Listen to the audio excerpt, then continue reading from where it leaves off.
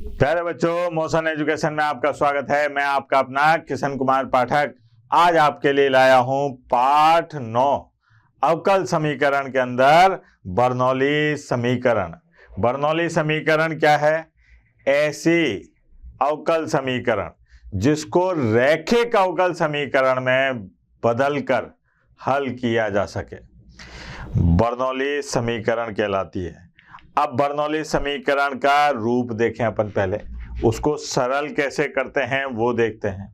Bernoulli समीकरण कुछ इस प्रकार से होती है, dy बटे dx प्लस py और बराबर q और y की घात n। ये जो है ये बर्नौली समीकरण है। क्या है ये? बर्नौली समीकरण। अब बर्नौली समीकरण है, इसको ऐसे तो हल नहीं किया जा सकता, तो इसके लिए क्या है, अपन इसको रैखिक अवकल समीकरण में बदलते हैं।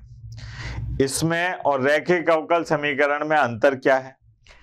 रैखिक अवकल समीकरण में एक अवकलज का एक घातीय और एक कोटि का पद जरूर होता है जिसका गुणांक एक होता है। इसका भी है। एक y का गुणांक होता है p का मान अचर भी हो सकता है और x का फलन भी हो सकता है। एक होता है q जो अचर भी हो सकता है, x का फलन भी हो सकता है, लेकिन उसके साथ में y की घात n वाला कोई पद नहीं होता। बर्नौली के समीकरण में ये है, ये दिखाई दे रहा है। अब इसको रैखिक अवकल समीकरण में कैसे बदलते हैं इसके बारे में जानकारी लेते हैं। तो यहां पर देखो कि टांग कौन अड़ा रहा है अपने रास्ते में, ये y की घात n। तो क्या काम करते हैं, दोनों पक्षों में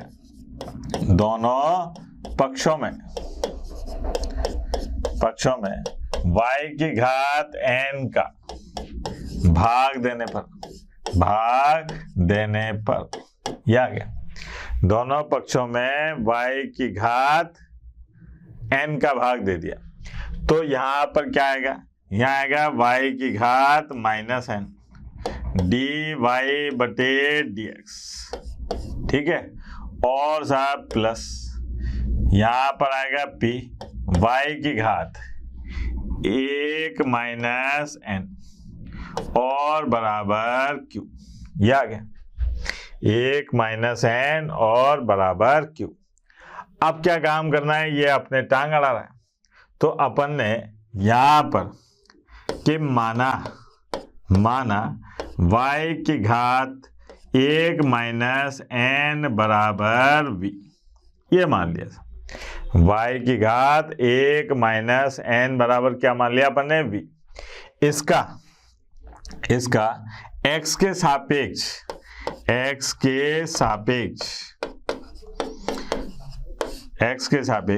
अवकलन करने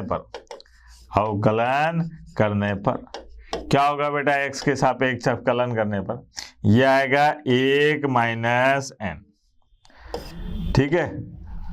और था y की घात 1 माइनस n और माइनस 1, ठीक, एक कम हो जाता है, और dy बटे dx और बराबर dv बटे dx।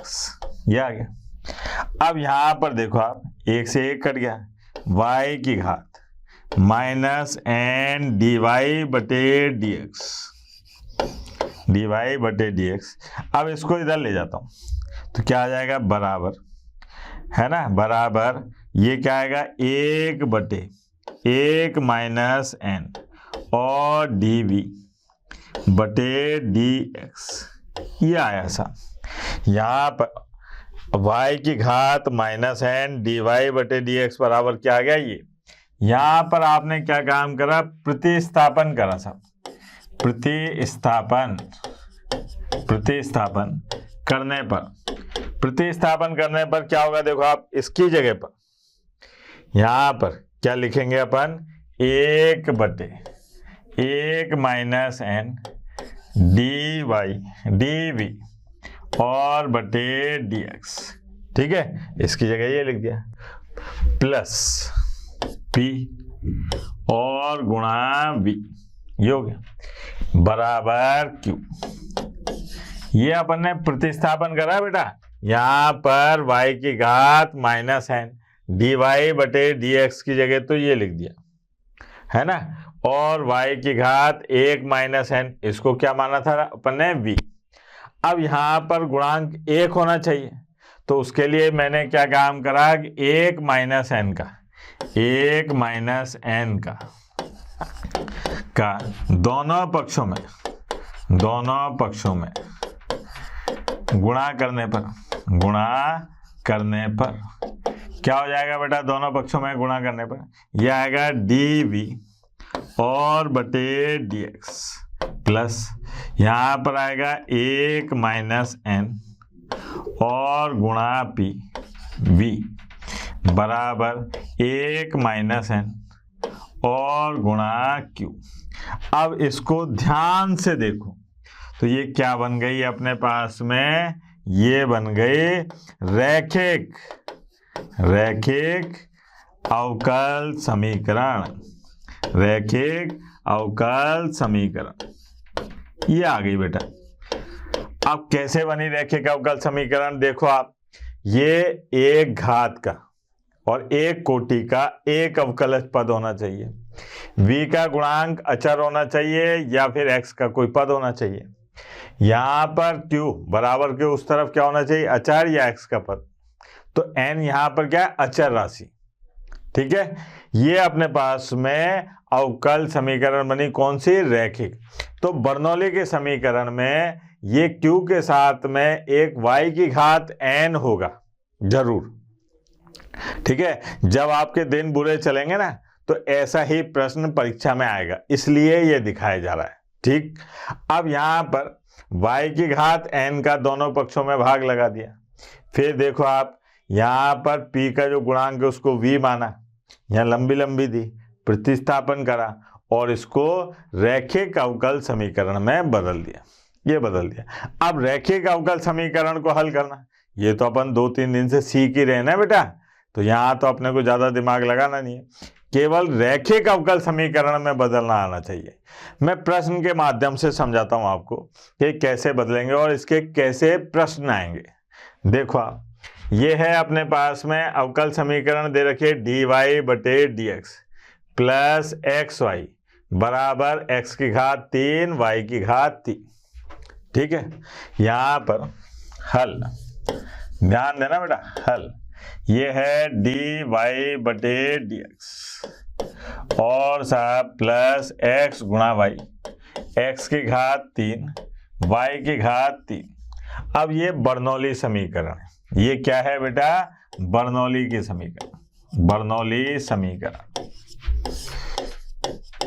समीकरण। अब यहां पर क्या काम करते हैं, देखो आप dy बटे dx है, y का गुणांक x है, x की घात 3 और y की घात 3 आ रहा है, तो ये y की घात 3 जो है ये मेरे को परेशान कर रहा है। तो मैं क्या काम करूंगा, दोनों पक्षों में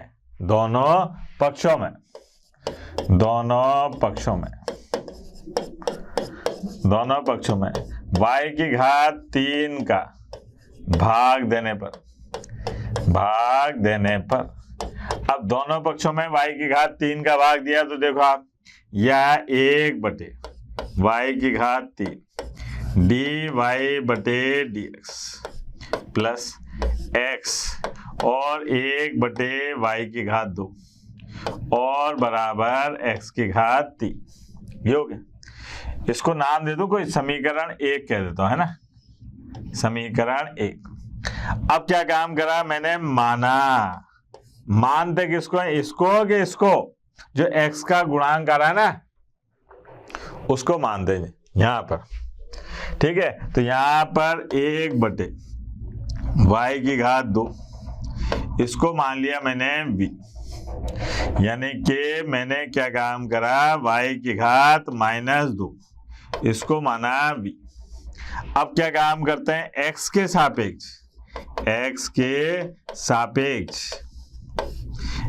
सापेक्ष अवकलन करने पर बालक यहां पर प्रश्न पूछ सकता है कि सर आप या तो इसको y के सापेक्ष अवकलन करो या v के सापेक्ष करो। x के सापेक्ष क्यों कर रहे हो?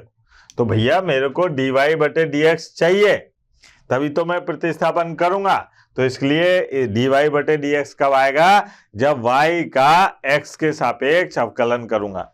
तो ये आ गया साहब। अब यहाँ पर y की घात -2, तो ये आएगा -2 और साहब y की घात -3 dy/dx और बराबर dv/dx। ठीक है, फिर साहब 1/y की घात 3 dy/dx बराबर -1/2 dv और बटे dx। ये हो गया। अब प्रतिस्थापन करने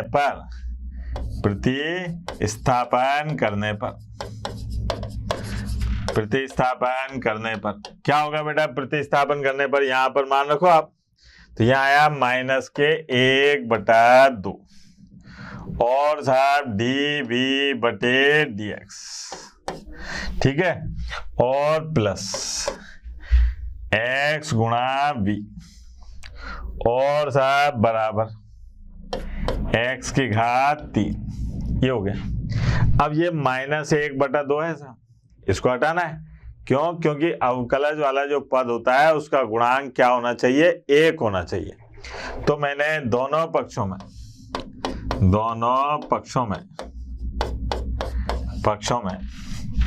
-2 का गुणा करने पर क्या हो जाएगा बेटा? ये आ गया dv/dx प्लस -2x गुणा v और -2 गुणा x। ये आ गया। अब यहां पर इसको नंबर दे दो भैया, कोई ना कोई। ये दे दिया मैंने नंबर 2। ठीक है, ये क्या है? रैखिक अवकल समीकरण है। अब रैखिक अवकल समीकरण है तो इसको हल करेंगे, जो अपन ने अभी तक सीखा। देखो आप, dv/dx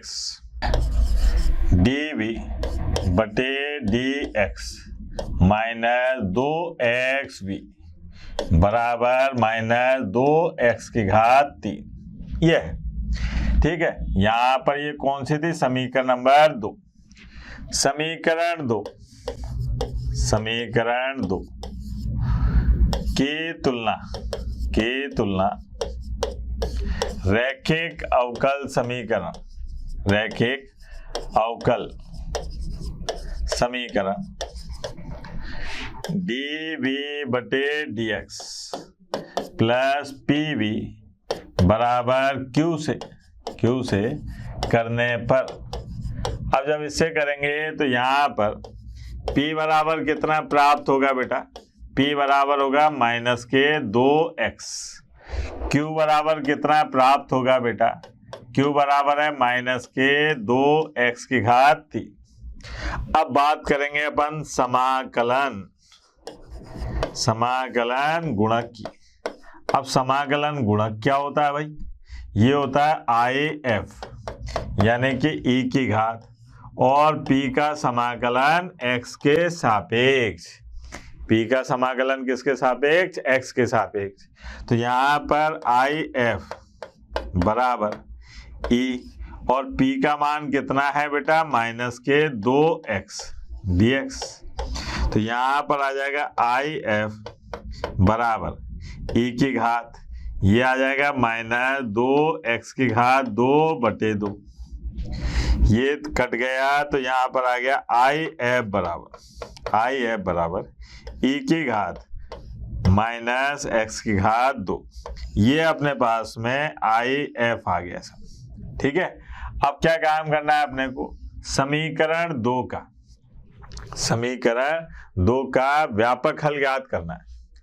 समीकरण 2 का व्यापक हल क्या होगा बेटा? व्यापक हल ये होगा अपने पास में, यहाँ पर y की जगह क्या आ रहा है v, तो ये आएगा v गुणा आई एफ और बराबर q गुणा आई एफ और dx प्लस, ये इस अवकल समीकरण का व्यापक हल है। ठीक है। अब v आई एफ का मान था e की घात माइनस एक्स की घात 2, q का मान कितना है बेटा, q का मान है माइनस 2x की घात 3, 2x की घात 3, e की घात माइनस x की घात 2, है ना, और dx प्लस c, ये हो गया। ठीक है। अब साहब v गुणा e की घात माइनस एक्स की घात 2, यहाँ पर देखिए आप के माइनस 2x की घात 3 और e की घात माइनस एक्स की घात 2, तो मैं ऐसा करूं कि यहाँ मान लेता हूं, है ना, उससे काम चलेगा अपना। यहाँ पर क्या काम करते हैं कि इसको लक्षण से लिखते हैं। कैसे, x की घात 2, x की घात 2 माइनस 2x और e की घात माइनस एक्स की घात 2 dx प्लस c। माना, किसको मानू था, मैंने मान लिया कि माइनस एक्स की घात 2 बराबर है t, ये मान लिया। ठीक। अब x के सापेक्ष अवकलन करने पर क्या होगा बेटा, x के सापेक्ष अवकलन करने पर यह आ जाएगा माइनस 2x और dt बटे dx, ये आ गया अपने पास में माइनस 2x dx बराबर dt, ये हो गया। अब यहाँ पर आप प्रतिस्थापन करो साहब, प्रतिस्थापन करने पर क्या होगा साहब, इसकी जगह तो आ जाएगा कितना dt, इसकी जगह आएगा t, ठीक, और यहाँ पर x माइनस t, देखो आप क्या आ गया,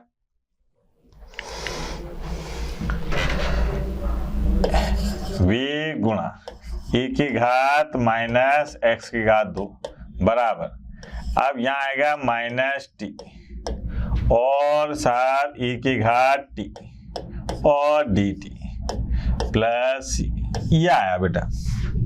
ठीक है, क्योंकि अपन ने x की घात 2 को t नहीं माना था, माइनस एक्स की घात 2 को t माना था। ठीक, ये आ गया सर। अब इसका अपने को समाकलन करना है, माइनस को थोड़ी देर के लिए मैं बाहर छोड़ देता हूं, है ना, ये मैंने बाहर छोड़ दिया, इसको माना पहला और इसको माना दूसरा, तो पहले को छोड़ा, दूसरे का समाकलन, फिर माइनस, पहले का अवकलन और दूसरे का समाकलन और भैया पूरे का समाकलन और प्लस c, ये आ गया। अब यहाँ पर v e की घात माइनस एक्स की घात 2 माइनस, ये आ गया t e की घात t, फिर माइनस, यहाँ पर इसको सरल करेंगे एक, फिर e की घात t, फिर उसका भी, तो ये आ गया e की घात t और प्लस c। ठीक है बेटा, अब पहले t का मान रख लेते हैं ना, v e की घात माइनस एक्स की घात 2, t का मान कितना है, माइनस एक्स की घात 2, ये e माइनस एक्स की घात 2 माइनस एक्स की घात 2 और प्लस, ये माइनस का अंदर गुणा कर दें थोड़ी देर के लिए, है ना, माइनस एक्स की घात 2 और ये आ गया एक्स की घात 2 e की घात माइनस एक्स की घात 2 प्लस e की घात माइनस एक्स की घात 2 प्लस c। ठीक है बेटा, अब e की घात माइनस 2 का भाग लगा दो, तो ये आया v बराबर एक्स की घात 2, ठीक है, फिर प्लस 1 और प्लस c गुणा e की घात x की घात 2। अच्छा, y का मान क्या था? सॉरी, v का मान अपन ने रखा था, याद है आपको? क्या मान था बेटा v का? आप याद करो, v का मान भी तो रखना पड़ेगा भैया, क्योंकि v अपन लेकर आए हैं। तो v का मान सबसे पहले माना था अपन ने, क्या माना था? 1/y की घात 2। 1/y की घात 2 किसका मान था? v का। तो यहाँ पर v का मान रखेंगे 1/y की घात 2 x की घात 2 प्लस 1 प्लस c गुणा e की घात x की घात 2। ये आया अपने पास में बर्नौली समीकरण का हल। ठीक है, लंबा प्रश्न है, ठीक, लेकिन कठिन नहीं है, ये बात याद रखना। केवल अपने को बर्नौली समीकरण को रैखिक अवकल समीकरण में बदलना आना चाहिए कि भाई किसका भाग लगाना है, ये पता चल जाए फिर अपना आसान है सवाल। और कैसे पता चलेगा कि Q के गुणांक में जो y का पद आ रहा है उसका भाग लगा दो। और देखते हैं, 1-2 सवाल से समझ में आ जाएगा, डरना नहीं है।